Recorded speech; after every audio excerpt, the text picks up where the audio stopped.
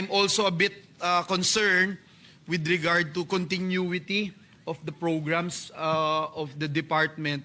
Every time po nagpapalit ang administrasyon, nagpapalit ang presidente, nagpapalit ang secretary, minsan nagkakaroon ng disruptions. Hindi pala minsan, parang almost sure nagkakaroon ng disruption, no, Mr. President. Kaya I share the sentiments of Senator Ligarda.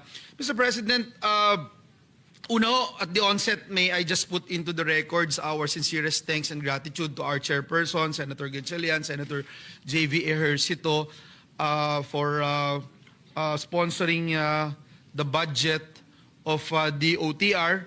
We examine one of the largest increases in the entire fiscal year 2026 budget of the government. Ang total budget po ng DOTR is set to receive 189.3 billion pesos or a 115% increase from last year. Is that a correct figure, Mr. President? That's the correct figure, Your Honor.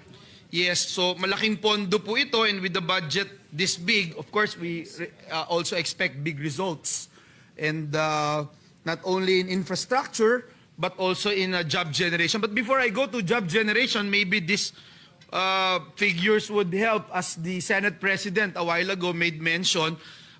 For 2026, ang total expenditure program ng DOTR, sa committee report po natin sa Senado ay 189.289 billion, which is higher by 8.51% from the GAB na 174 billion, 174.436 billion, but lower by 4%, 4.08% from the NEP level, which is 197.331 billion. Is that the correct figure, Your Honor, distinguished colleague? That is correct, Your Honor. That's the correct figure. Thank you, Mr. President. Maybe it would also help and give